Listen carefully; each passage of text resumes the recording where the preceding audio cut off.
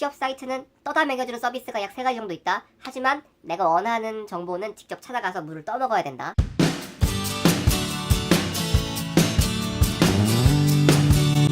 반가워요. 여기는 좋아요, 여기는 구독 한 번씩 부탁드릴게요. 여러분 안녕하십니까, 이프로입니다.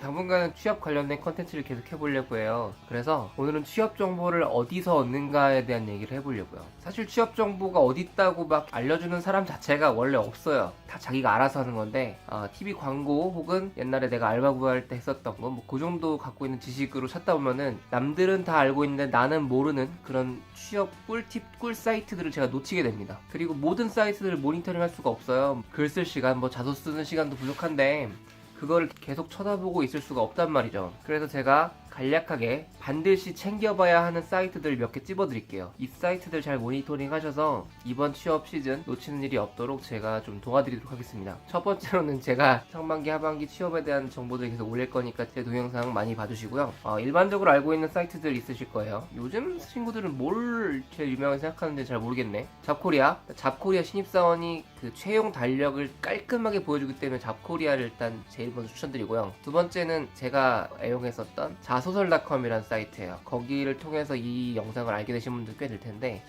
자소설닷컴에 가면은 채용 달력이 한 판에 쫙 보이고, 게다가 그 로그인을 하게 되면 자기소개서를 바로 작성할 수가 있게 되고, 그게 멀티 플랫폼, 그러니까 웹에서 동작하기 때문에 어디서든 그 자소서를 쓸 수가 있어요. 그리고 오픈 채팅도 가능하고, 그래서 자소설닷컴은 어떤 정보를 얻기도 굉장히 좋습니다. 사이트도 예뻐요. 쓰기도 편리하고. 그래서 두 번째는 자소설닷컴을 추천드리고요. 세 번째로 많이 들어온 사이트는 이제 독취사죠.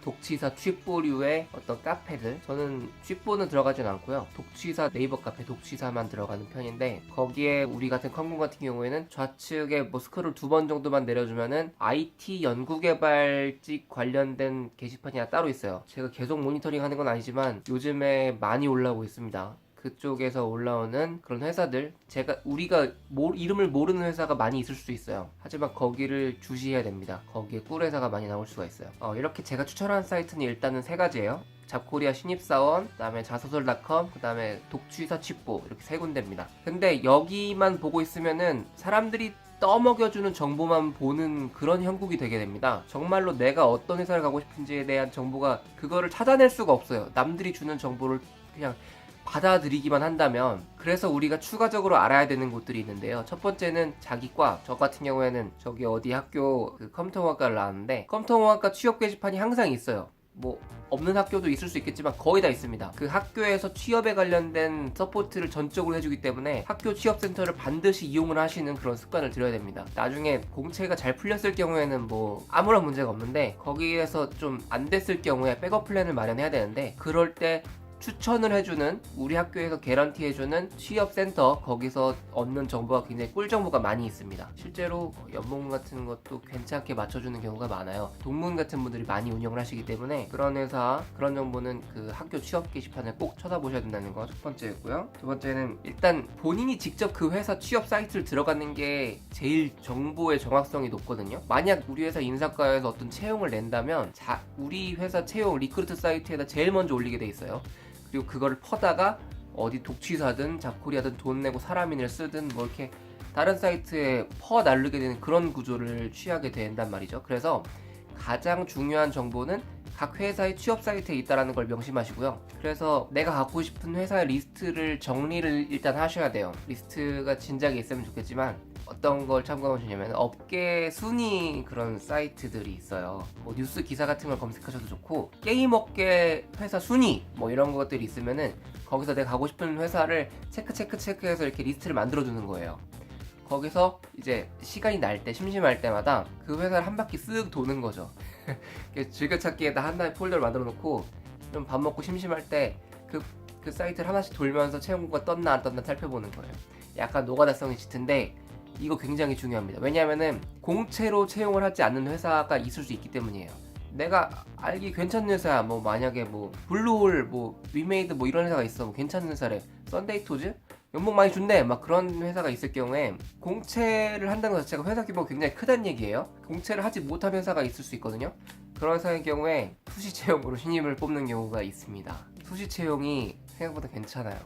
그런 채용 공고를 잘 모르는 경우도 있고, 그래서 내가 가고 싶은 회사의 채용 사이트, 리크루트 사이트 주소를 다 북마크를 해두신 다음에 한 15개에서 20개 정도 북마크를 해두시고 한 바퀴, 밥 먹고 나서 한 바퀴씩 도는 그런 습관을 기르시면 좋습니다. 여기까지가 제가 추천하는 5가지 방법이었고요. 사람인이랑 또 뭐 있어요? 취업 사이트? 사람인이랑 제가 또 추천하는 게 링크드인 뭐 이런 거 있는데, 여기는 그 경력직으로 이직을 알아보실 때 좀 강력한 힘을 발휘하는 그런 사이트이기 때문에 사람인과 링크드인은 일단 예습한다 생각하시고, 아까 했던 것보다 더 시간이 남을 때 그럴 때 챙겨주시면 될 것 같습니다. 잡코리아, 독취사, 자소설닷컴 보면은 웬만한 취업 공고는 다 나와요.